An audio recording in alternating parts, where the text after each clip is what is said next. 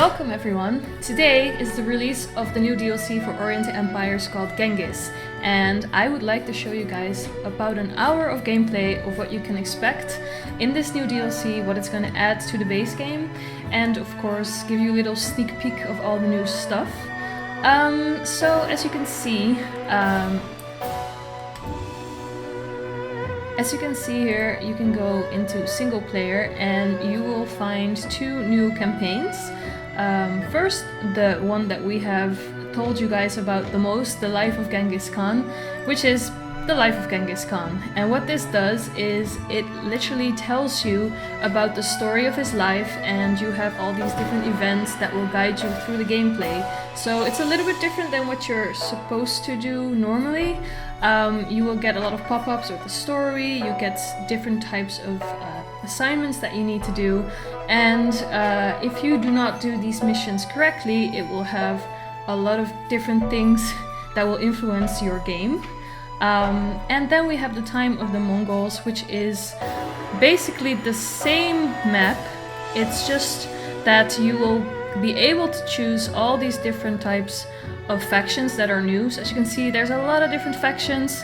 Obviously Genghis is the Mongols, but all the other ones are new. And in this campaign you can choose the one that you actually want to play, and you don't really need to be the Mongols necessarily. As you can see, there are a lot of new ones, and they're all scattered over the new map that is added to the game. And this new map is pretty big. They are the lands of Mongolia, and it's a very fun one. You can play this one in multiplayer. The only thing is it's quite big, so if you don't play it with a lot of people, it will take a little while before you find each other. Nice thing about this DLC is that if one of your friends owns this DLC, if you invite other people to your game, they can actually play it without owning the DLC, so you only need to host to own this DLC. So what I kind of want to show you guys today is the Life of Genghis Khan one. So as you can see, we can only play the Mongols because it's all about Genghis, and this one goes through his life.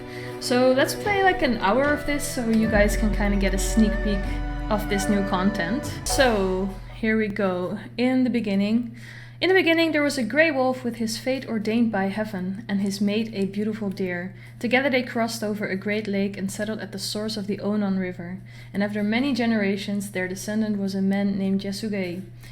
And this is from the secret history of the Mongols. One day, Yasugei and his brothers were out hunting when they came across a man of the Merkit tribe. The man, Yekesiledu, was escorting his new bride Hulan back to his home. Yasugei and his brothers drove Yeke off, and Yasugei took Hulan to be his own second wife. And a baby boy was born to Hulan and Yasugei. The boy had fire in his eyes and light on his face, and in his right hand he grasped a large blood clot, which some said was omen of things to come. And Yasugei named the boy Temujin after a captive he had taken in a recent war. So here we go. You are 9 years old. You are the son of a minor chief who unfortunately had just died. No one among your clansmen is willing to take care of your family, so you have been abandoned in the wilderness without horses. Big thing with the Mongols, if you're without horses. Apart from your shadows, you have no friends and are expected to die. And that does not look very good. However, your mother is a resourceful, strong-willed woman who will not give up easily. She instructs your family group on how to survive by hunting marmots and catching fish, but it is a tough time for you and your brothers. To survive, you must find more substantial food. Move your family group to a hex containing wild game. So as you can see, this campaign is a little bit different than what you're used to in your Oriental Empires. You will be given these little quests. So right now, we start off with the family of Temujin, as you can see. And Temujin is the man who later became the great Genghis Khan. So we start off with the mission, and we have to get ourselves towards this hex of wild game. So let's do that. And as you can hear, there's also a new soundtrack in this DLC, and it's pretty good. It's a little less relaxing than the base game soundtrack. It's more serious, it has a little bit more pepper in it, as you can say. So let's see. Thanks to your mother's indomitable spirit, your family has managed to survive so far, but hunting is difficult with only crude weapons and no horses. No horses once more. Although abandoned by your kinsmen, your father had many friends on the steppe, and if you can find them, maybe they will give you help. Move east towards a common camping spot and hope that friends arrive soon. So we are well fed and now going to the spot in the eastern side of this mountain.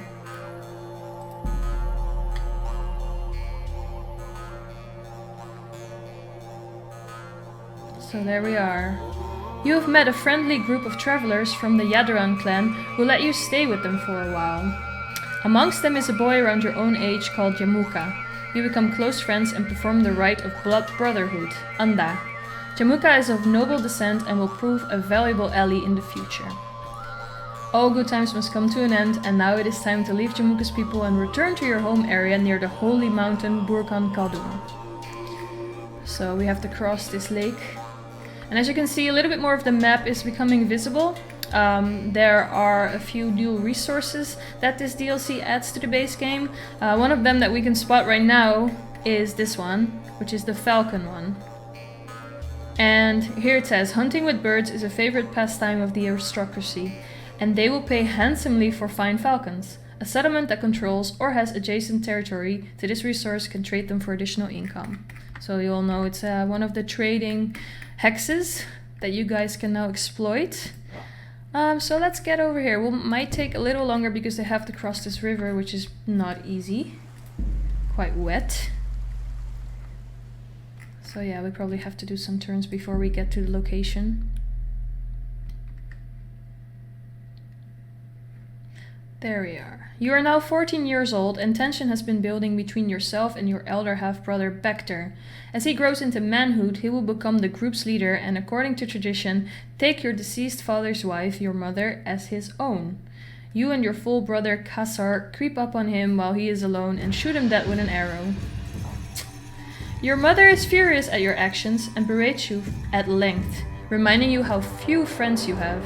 She then asks you to break an arrow in half, which you do easily. Then, she asks you to break a bundle of arrows, and when you're unable to do so, explains that to be alone is to be weak, but to be united is to be strong. Now that is a good lesson. Even in a normal Oriental Empires game, keep that in mind. So here we go, we're almost there.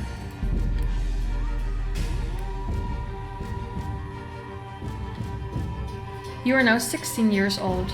As a grown man, your unit has now been separated from your family. Before your father was killed, he had taken you to the Olkunut tribe to choose a future wife. You chose a girl named Borte who was a year older than you. Now it is time to claim your bride. Move Temujin to Borte's family in the indicated hex. Continue moving your family towards Burkan Khaldun. So they split up now, and Temujin is old enough to do his own things. So we are going to continue to move the family to the settlement that just appeared for us. And this will be your base of operations in this campaign. Obviously we do need to expand quickly, but you know, humble beginnings. And as you can see, we now need to move Temujin, who is here. He has his own unit now. As you can see, the new units, they look amazing. I love the armors. They're quite shiny. And you will see a lot of these new units very soon throughout the whole DLC. Even if you don't play the Mongols campaign, the Genghis campaign, in the Mongols campaign you will find all the other factions and they look amazing. So it's time for Temujin to claim his bride so he can actually go all the way back. And there we are.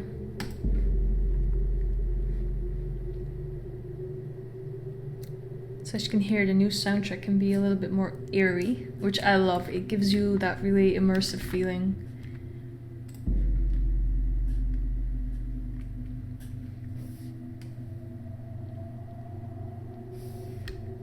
So the family is almost there. Here we go. Congratulations, you have married Borte. She is your trusted companion and love of your life. As her dowry, her father gives you a valuable sable fur coat. Your mother advises you to take it to Togril, who is currently the most powerful man on the steppe, and your father's blood brother. His blessing and protection will be invaluable. Alright, well let's do that. He will be right over here. And so the family has almost reached the first settlement. And as you can see, we're already spotting some different factions. The Kerit Khanate, and sorry if I do not pronounce these right because these names are not the easiest ones. And here we have the Taichut Mongols. So you can slowly kind of see what our location is and who we are dealing with.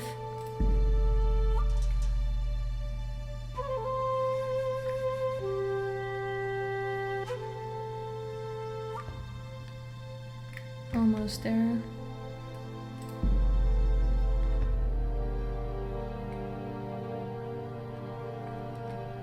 Alright. Togrio is delighted with the coat you present to him. He recalls his debt to your father, who helped him reclaim his throne when he had been ousted by his brother. He adopts you as his son. Togrio is the leader of the Kerai tribe. They are now your allies.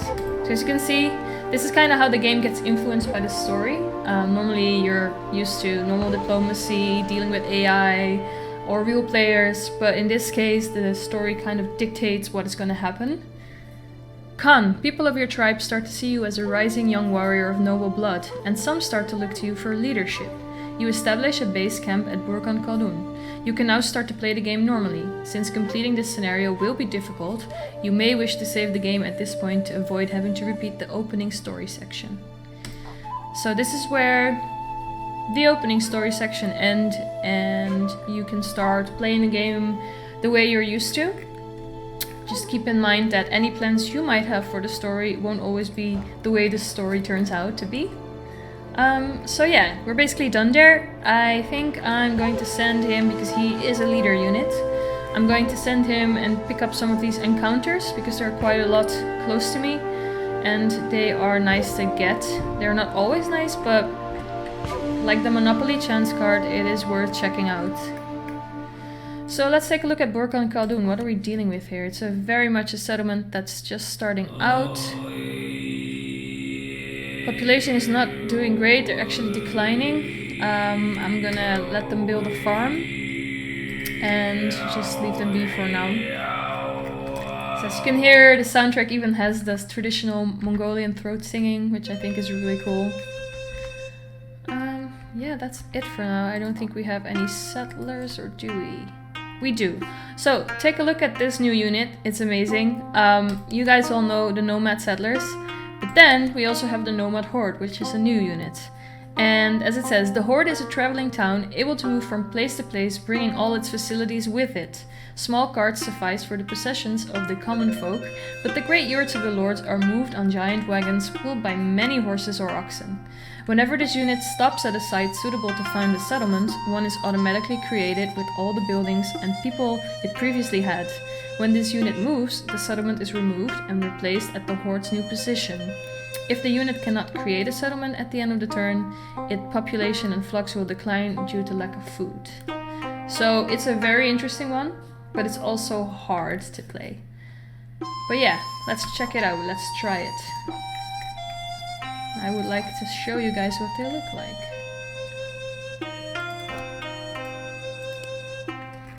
So if we wanted to settle, then what would be a good place? I mean, we have some horses here to the left, but as you can see, there's already settlement right there, so that would be a bit cramped.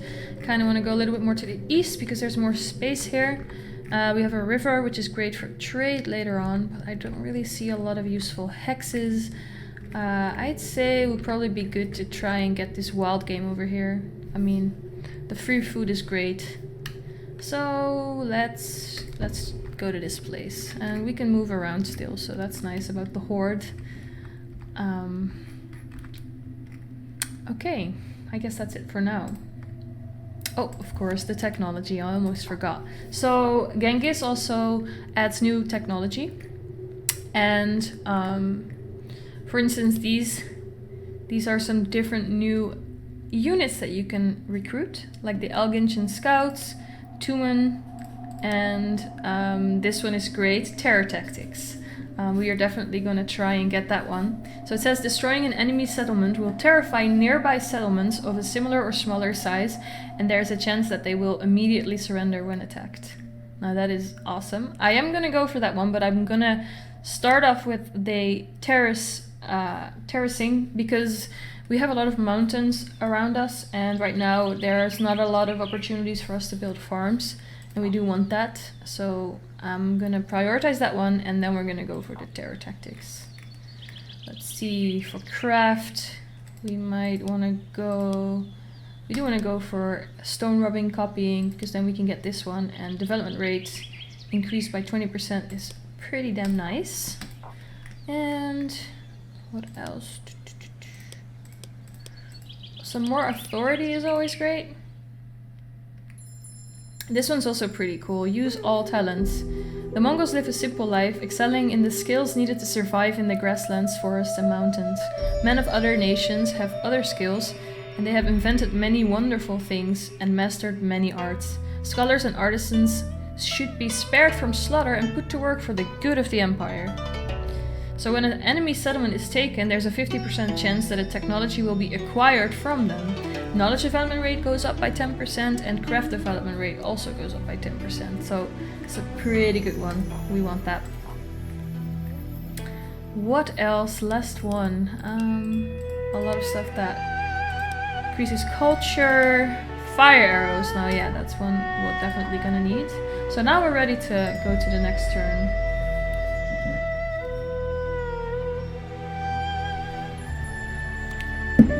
So here we are. Your younger brother Khazar has come of age and is available to lead your armies. Khazar is actually his nickname earned on account of his bravery and skill with a bow. I'm sure we can put him to work. For now, since Temujin is busy up here, I'd rather just keep him in the settlement for a little bit in case we need to do some fighting. And I've also spotted a new resource that you guys are gonna probably like. So you'll see these new green things appear, and these are certain roads. And these roads influence your trade. So this is a sable road, and it's merchants bringing furs from the north pass through there. A settlement controlling this resource can tax them for 100. And they also supply following items. So this one's sable fur. And if you have a bazaar in the settlement that is adjacent to this resource, you can trade the sable fur. So there's more, there's like spice roads. We also have the, let's see, so this is Silk Road, we have spices, and there's some else I don't even remember, but we'll probably run into them very soon. There's quite a few roads that you can now achieve within your resources. Okay, so I think that's it for now.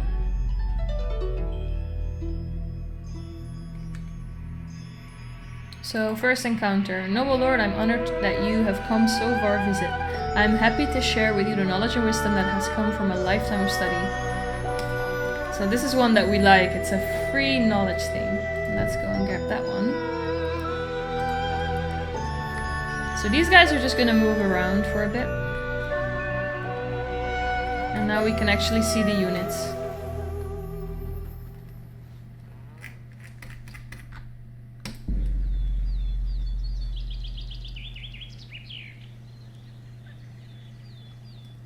One day your camp is surprised by a party of raiders from the Merkit tribe.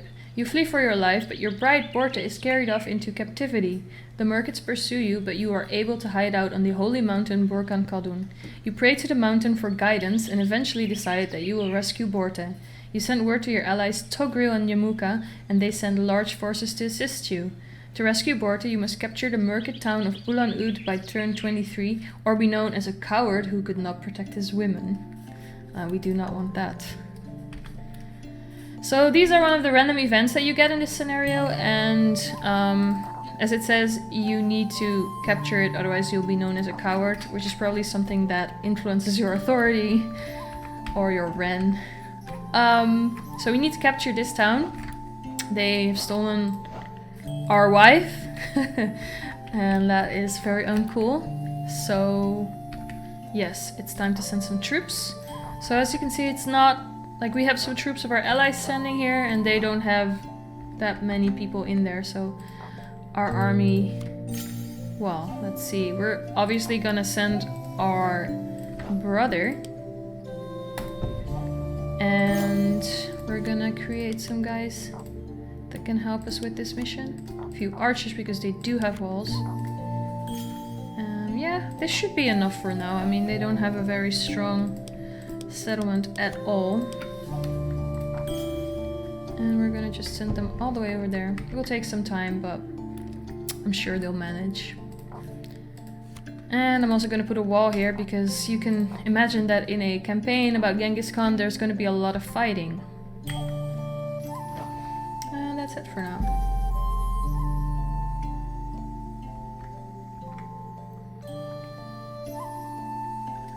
And we have the second encounter. Seems you're too late. This man's enemies have already got to him. You perform burial rites and leave.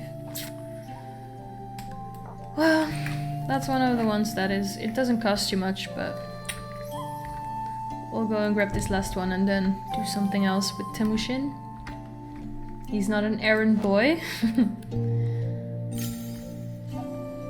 So as you can see now, we have horde attrition. So because this horde cannot settle, it's suffering loss. So you can say your horde unit cannot deploy its settlement there and may suffer losses to its people and flocks. Try to move to one of the indicated hexes where a settlement may be deployed. So they're not very good for long travels, especially when you go through environments where you can't settle. So we need to get them as soon as possible to this area here so they can actually deploy the settlement. So it's quite cool. They're very flexible, but they're also quite vulnerable if they don't have the right places. And that's it for now. The army is moving up, capturing our wife. The Genghis the Genghis time is not the best time for the ladies. So as you can see now, this is Horde 1, and they have just deployed a settlement here because they're able to. And for now, we don't really have to move them because we have this wild game hex. That's the one we wanted. If we see a better place in the future, we can always move. We can always decide to move a different settler there that's going to be there permanently. But for now, this horde is pretty cool. We can just start moving whenever we want, and we still keep the settlement. So I've started building a wall here because this is quite vulnerable. We want to keep our family safe.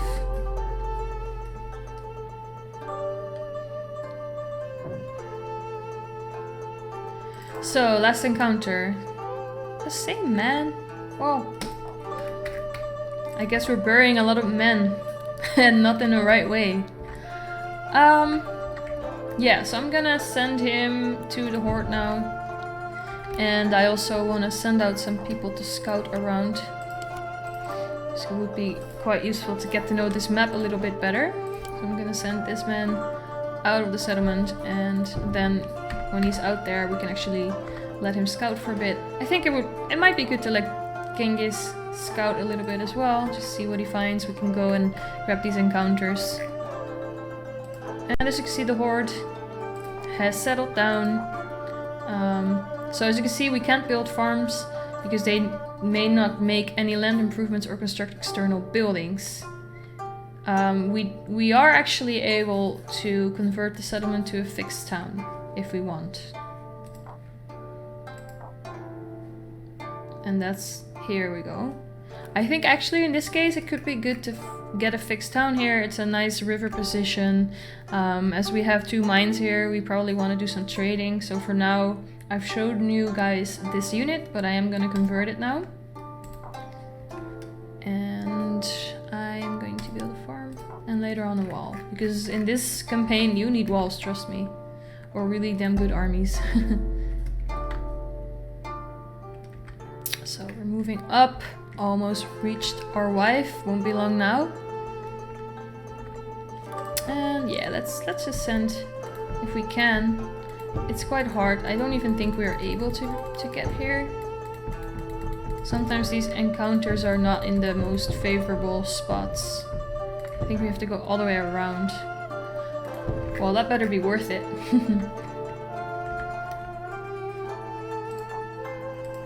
Alright, so we've got the wall. We're a bit safer now. So let's see if we can start building those mines. Because mines are great. We get an extra 20 income for free. There we are. So 800, yeah, that's fine. Start building that. There's no space for farms, but when we get the terraced one, we can actually build more farms. We only have one now. It's not the best. And we just end our turn here. Oh yeah, of course, we want our scout to walk around. Here we go. And end.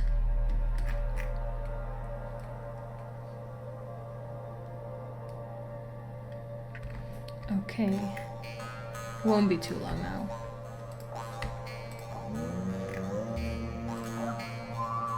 So this horde is now a fixed city.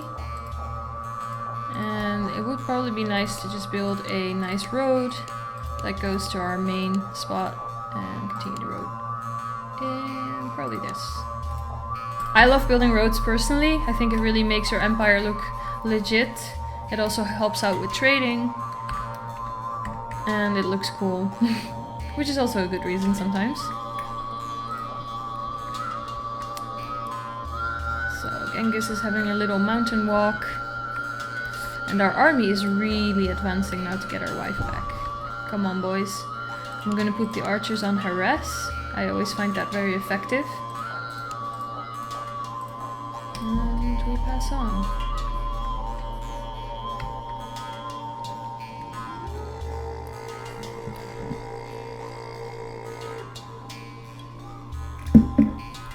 Now the next turn is gonna be fighting time, and we have our allies here.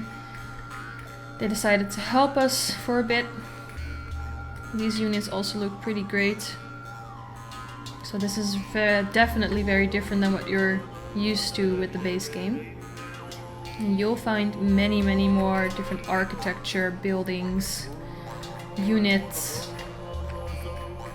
And I love the way they look.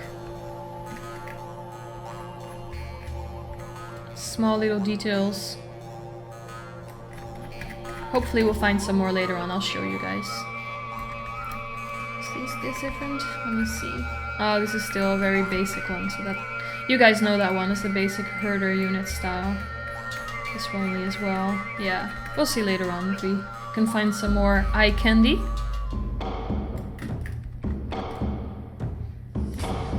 So we have started our siege of Ulan-Ude for our wife. Unfortunately, we do not have our fire arrows yet. That could have been very useful, but it won't be long until we have that.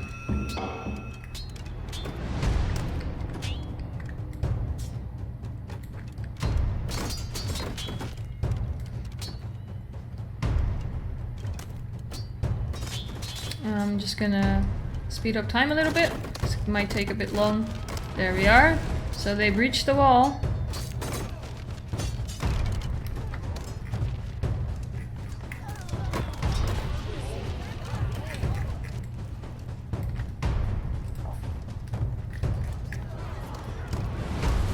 And looks like it's going quite well. I think we need one more turn to actually take over the settlement as a whole.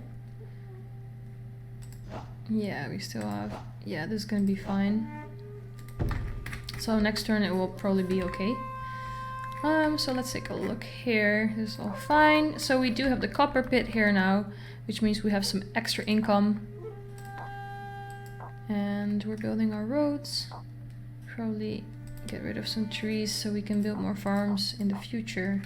Just keep them busy, you know. And when we have 800 gold, we can make the other one. And now the horde is busy building the roads. So yeah, all is good. Let's go in for the second fight. And this time, we should get it this time. There we go. When they can breach the walls from different positions, you just know it's over. And there we go, settlement has fallen. Which means we've got our lady back. And we won't be known as the guy who cannot protect his women. So, congratulations, you have rescued Borte and looted the Merkit's camp. Borte has been gone 8 months and is now pregnant. Although the paternity is questionable, you accept the child as your own, and when he is born, name him Yoshi. That's nice. Or not. It's still nice though. So, we have captured Ulan-Ude. It's quite a good position for us here. Something a little bit more up north. As you can see, we're on the edge of the map here. And It's never bad to have a position up high there. As you can see, so this is the new map that comes with the DLC. It's the Mongol lands steppes. And if we zoom out, you can really see if this is the top, we can go all the way down here. And then we can go to the left quite a bit. And all the way to the right quite a bit. So you can see that this map, it is quite big. Which I think is cool. I love large scale maps.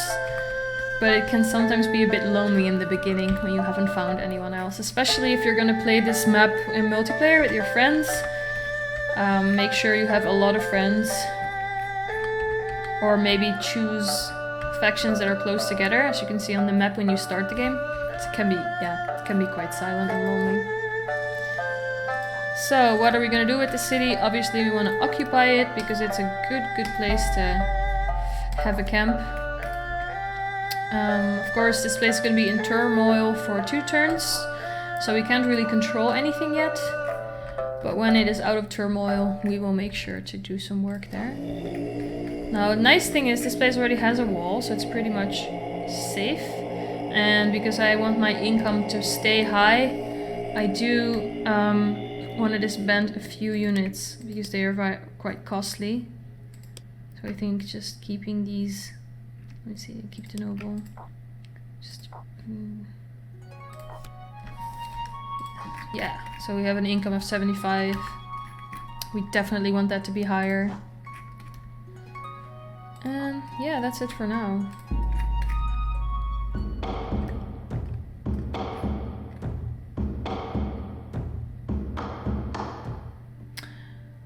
Your old friend Yamuka has now become leader of the Yadaran tribe. Happy to be reunited with him and grateful for his help in rescuing Borta, you join your camp with his.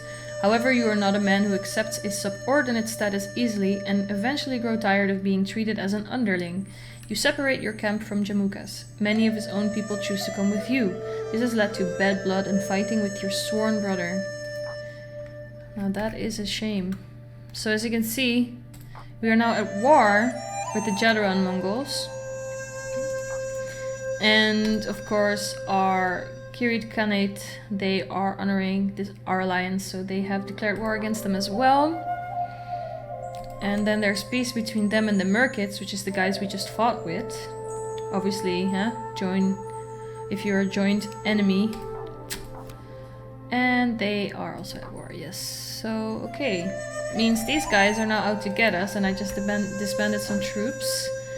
However, we do have some good defense here, so if they decide to come and attack us, we do have our ground to stand on.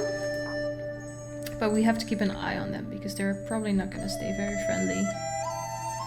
And that's it for now, I guess. I mean, we have our explorer here.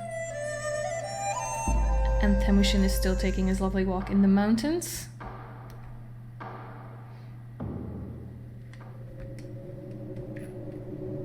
And I think they're just gonna stand there for a bit. So we've almost reached this encounter. I really hope it's worth it.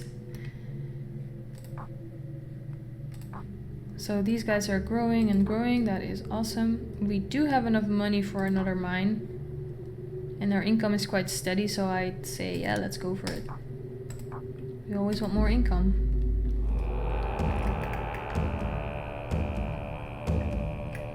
They're still just standing there. Alright, so we can finally do stuff. So I always, when I take over a settlement, I always check what buildings they have constructed. Because sometimes they have buildings that you don't really need and they have a lot of upkeep. In this case, they have a bowyer, which is super useful. They have a wall, which is great. It doesn't have any upkeep, so it doesn't really matter. This one has an upkeep of 50 per turn. But a bowyer is quite useful right here, because we have pretty much have some enemies surrounding us. So I don't really like them standing in my borders, so I'm gonna recruit some guys to take care of them. And I think they are all just tribesmen. Yeah, tribal horse archer and a tribal archer.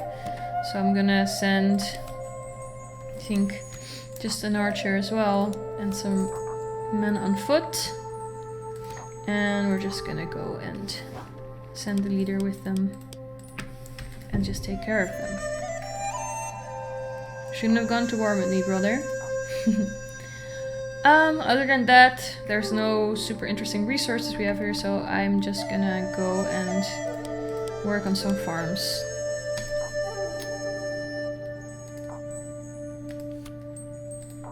Yeah, we can't do much with this horde right now. I do want to get a wall in there soon, but it's not a priority. They're not really in danger. So there we go, we're attacking these guys.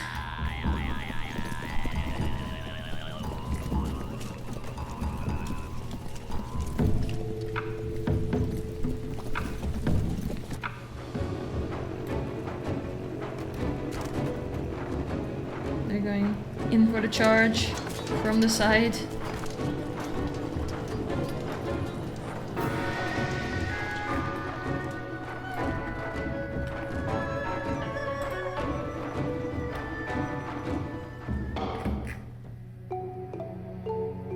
I think we did some considerable damage there.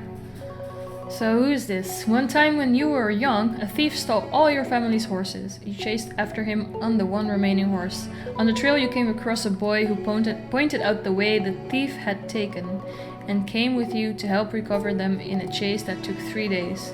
Full grown, he has now joined you as a trusted companion and can be used to lead your armies. Great. So where did he spawn?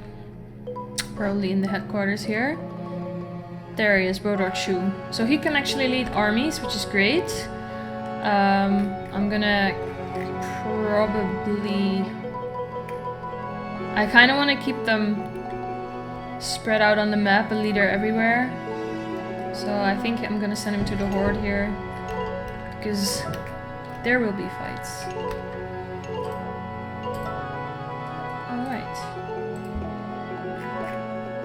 So we're just gonna chase them for a little bit.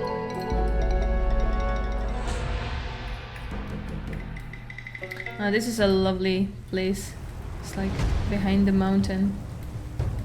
City in the background burning. There we go, we shot them.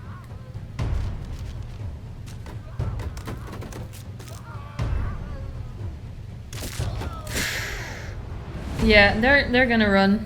Bye. And how about these guys?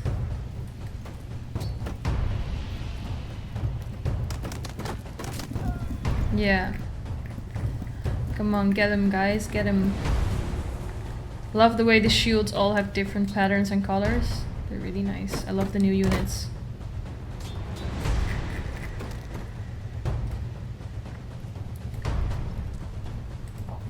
Alright, let's speed it up. Now they're running all the way back to their little friends. Seems like this settlement is not very guarded at all.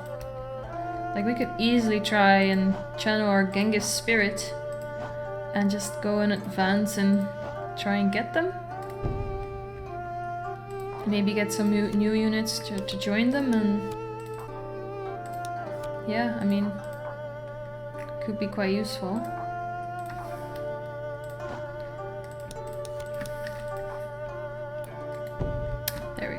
Let's hope this goes well. And yeah, all the other stuff is still going as planned. I hope Temujin reaches this encounter soon. Other than that, we're continuing the battles here. Oh, they have decided to go behind.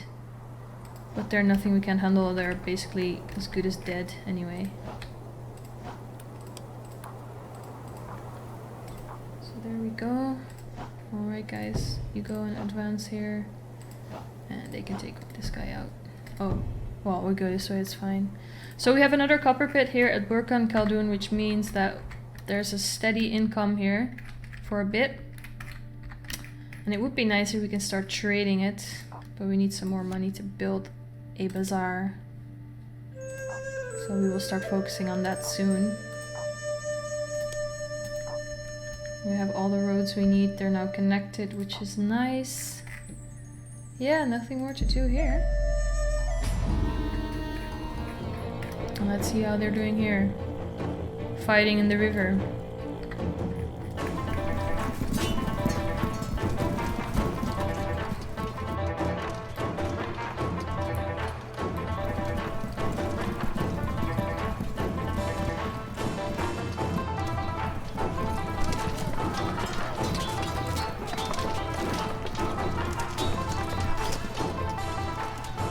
I love zooming in Oriental Empires. It's one of my favorite things to do. Just go real close. And then if you go all the way back, you can go this way. Love the super zoom. That is a battlefield.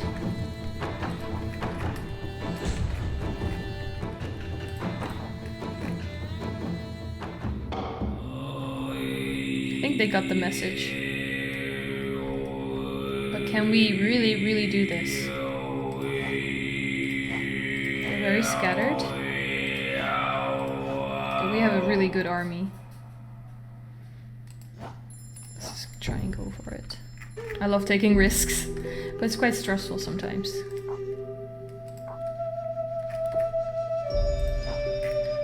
Could really use the general there, but before he's there, it's gonna be over anyway.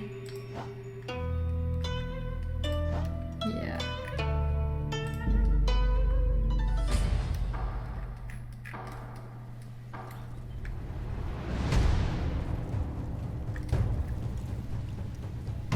They're advancing now. Oof. Seems like we're doing pretty good. Our armies look amazing. Yeah, I guess we're gonna take this place. I want this settlement. It's lovely.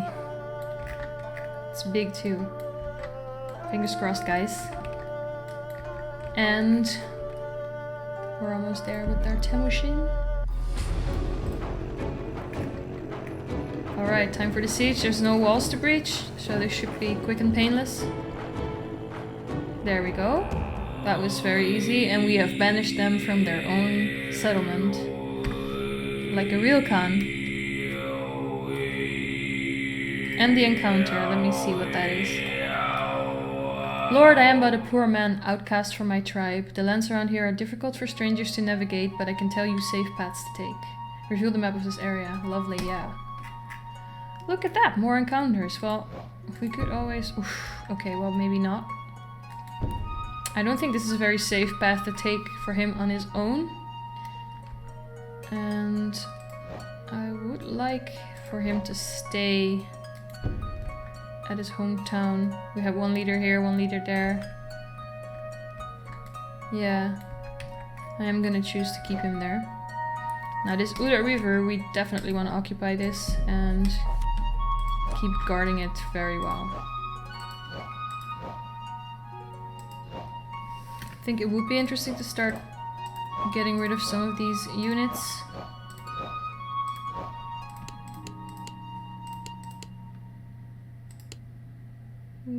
Yeah.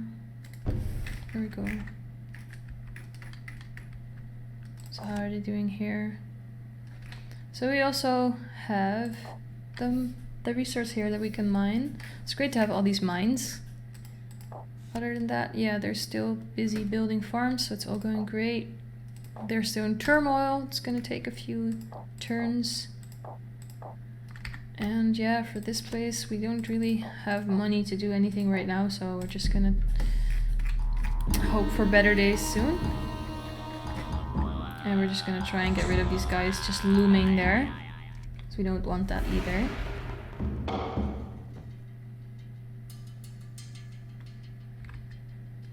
And they're all running off. I'm gonna spread them out.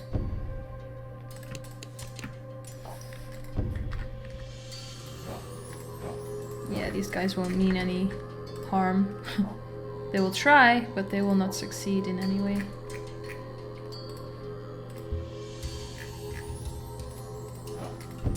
There you go. So we're spreading out. And they run off even more.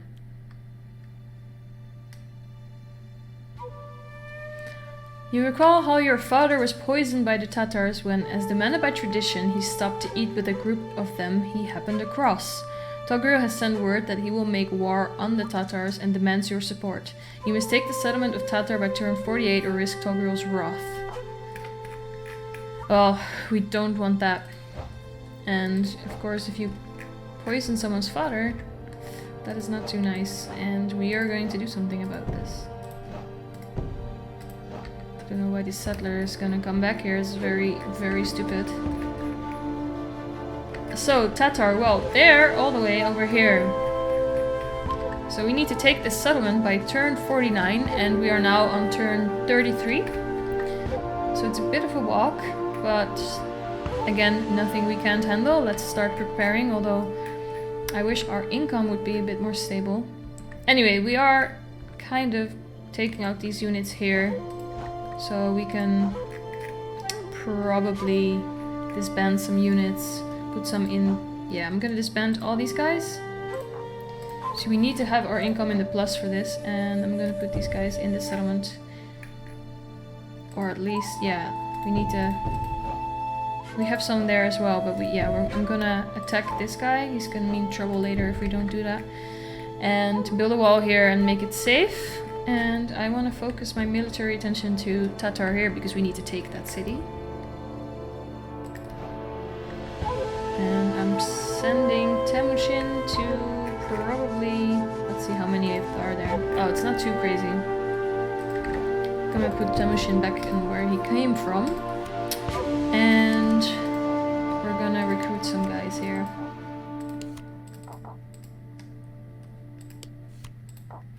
And I'm going to send this army to the east.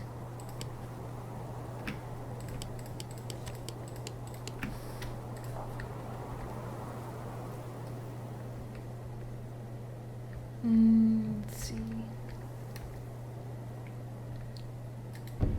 There they go. Don't know if the horde... Yeah, they can... Some men on foot are never bad to have. And we have our general. So I'm gonna leave one of these guys behind. There we go.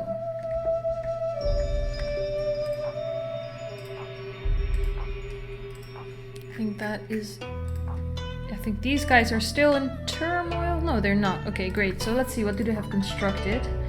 A bowyer as well. Now, I do like a bowyer, but right now we do need the income.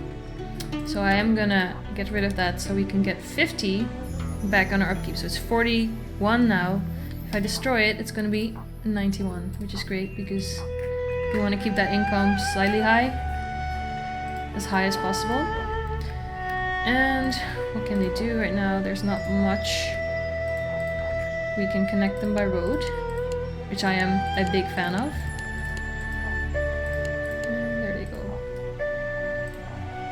I'm really waiting for the terraced farms to be done researching, because then we can start building more farms in this area.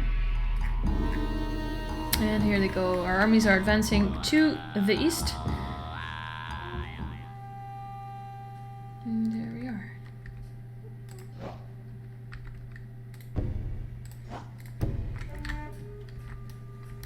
And... why is this settler even doing this? I'm gonna send this after them. Maybe he can kill them. Maybe not.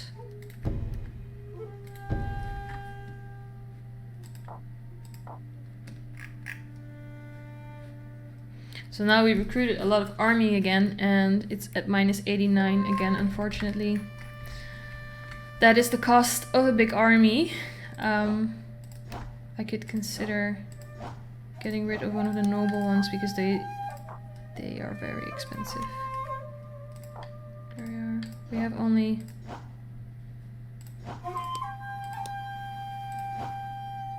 we don't need these guys now. There we go, that's a bit better. Let's grab them. Yes, that's good. Okay.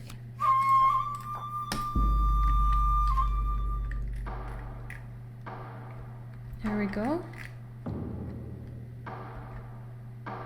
So you can see that you're doing a lot of different things in the game, and you kind of have this plan in your mind because you're used to that while you're playing this game, and when you play it in a single player game. But yeah, in this campaign, your plans get messed up all the time, which I think is quite fun. It's never boring. These guys went into the forest, well, we can do that too.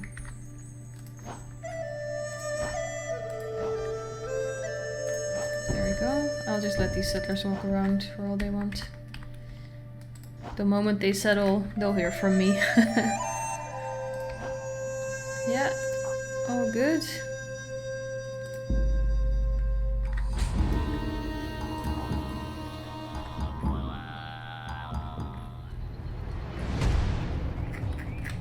cool little forest fight here.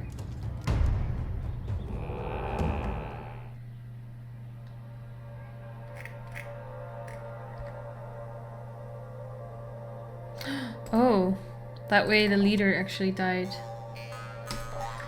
Maybe that wasn't the smartest thing, putting them up against archers, but yeah.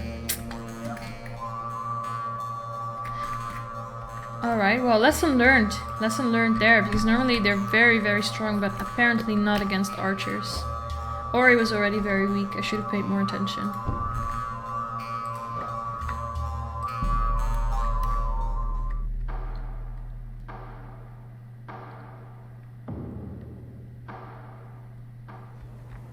We do have a new heir. Toktoa is his name. So I'm gonna send him up because we do want a leader over there. And why not a very new and experienced guy? Unless our Temushin can go... He can go there a lot faster, so we'll just keep him here.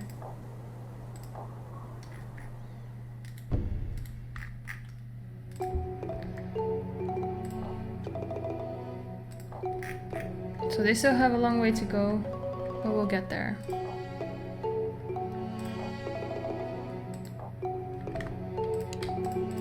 And just going past all the cities to see if there's more that we can do. Not much right now.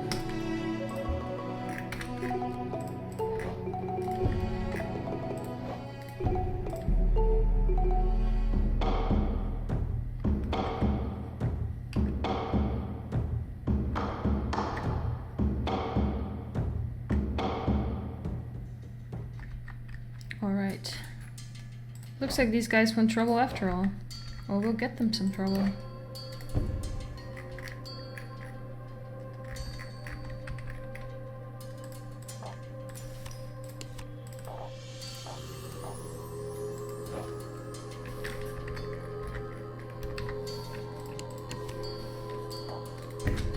There we go. That will be sorted very soon. Ah, so it looks like the terraced farms have been researched now, which means, look, we have a lot more opportunities to build farms, which is great. They will take a little bit longer, but at least we can put our settlements to work again instead of just sitting around doing nothing. And we can grow a little bit more. So that's good. So that's when we get the tech warning. I'm always very happy with the tech warning because I always end my turn and I'm not quite sure if we already researched something. So right now I really want to go for, let me see, we could get some new cool units. But which one? Ah, terror tactics, that's the one I was looking for. So when we destroy an enemy settlement, we will terrify nearby settlements and maybe we will immediately get their settlements as well because they will surrender because they're scared. Which is great. Let's go for that one. And the stack without order is also a nice run. So as we can see, the path is now clear to go all the way there. But we can get some encounters on the way. There we go.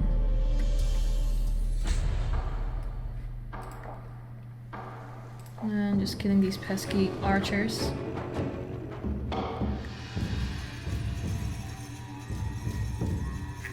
So another thing that's interesting about this campaign and different than what you're used to is that the diplomacy, if you look at diplomacy, you do have the factions that you know, but you don't really have an opportunity to use the diplomacy. So as you see, you're not yet important enough. So diplomacy actually unlocks later as well because you're still playing out the story. So if you're crazy about diplomacy, early game in this campaign is not really gonna be very tactical with diplomacy. The story kind of dictates what's happening, which I personally don't mind so much. And it gets a lot more interesting later on, diplomacy-wise. So we got our first encounter. We don't have the money.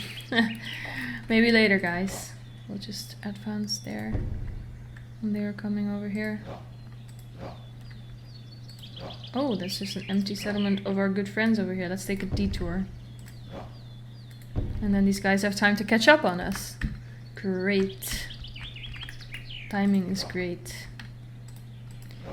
So I'm just gonna disband some units over here because money is not great at the moment. There we go.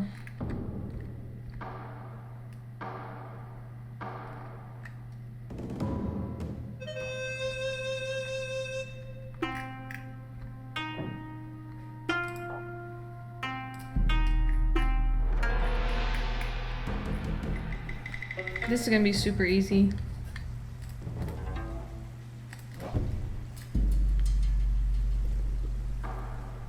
We literally just moved in.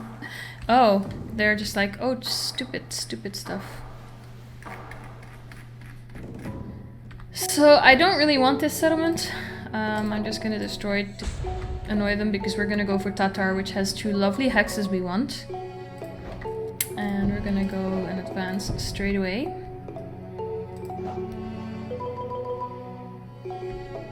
And it's all going as planned. So we have another technology warning, let's see.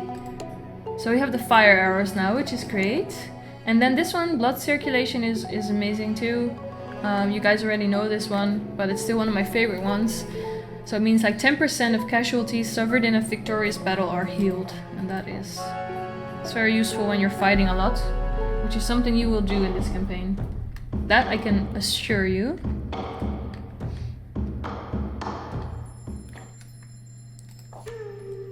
So we have found the Jin dynasty, and where would they be? Ooh! So our explorer went all the way down and found a new dynasty. And a very evil thing I like to do with these guys is just kind of start looting their farms for extra income that we can definitely use right now. I know it's not nice, but they're so far away and they have lovely farms. Yeah, we're good to go. So it looks like we're going in. Now this should be easy.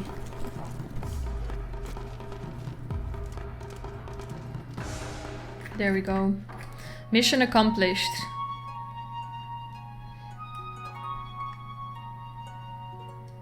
The Tartars are the wealthiest people on the steppe.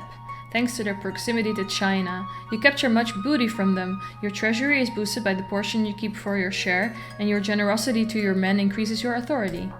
Awesome. So look, we have just gotten a lot of gold, and that means there's more opportunity for future things. Well, we don't really need all of these armies anymore. I do want to protect the city, but I'm definitely gonna dispense some units because it's just a big money pile. And I'm gonna put my general there as well, just to guard it. Of course, it's gonna be an occupied settlement. We can't build anything yet because of the turmoil. I'm gonna get a wall around this place because we do want to stay protected. Same for this one. Just use that. Oh, we don't have enough. Well, I always use my newly acquired money for some very, very essential upgrades. So yeah, as you can see, this is a little bit how this campaign works. It goes on and on with different missions. You will acquire so many more things. You will find new factions. The story will expand into anything you make of it. Obviously, it does follow the line of Genghis Khan's story, but you have a little bit of freedom. You have the freedom to fail your missions, and that will have influences on your game, but it won't make it easy. Some of the battles can be quite hard. Now, I've played this DLC for about 5 to 6 hours now, so I kind of know the beginning and what to expect. But later on, it definitely gets more challenging. In my first playthrough, I actually failed this mission of getting Tatar because I managed to attack at turn 49, but I did not manage to take the settlement at turn 49. So they still got very angry at me, which means all these settlements from the Tatars, no, not Tatars, I mean the Carried Khanati, sorry, the names. They're all around you here, and they start attacking you. And that, I managed to to survive it, but it was not easy. That was my first playthrough, so I kind of had a warming up there. But yeah, I'm really enjoying this DLC campaign. It's quite fun to get the story, and I can really recommend this for a lot of hours of fun. Right now I'm just gonna save this. And so this big map, it's quite amazing. So if you go and you would go play Time of the Mongols, you would get the same exact map, but you can actually play any of the factions that you've just seen. So as you can see, you can play these guys who were our allies just now, our enemies here, the guys that we were very much annoying. And yeah, there's a lot of different interesting new units. So if you play the Khwarazm, they are a Muslim faction, so you would see that they have like a mosque and different types of characters. I can just boot up one game with them to show you. So as you can see, the architecture of this one is way different. And every faction has their own architecture and new units that are very remarkable. And as you can see, you start out with a lot of different settlements. So in this campaign, you are established a little bit more already. It's not like Warring States, I would say something in between.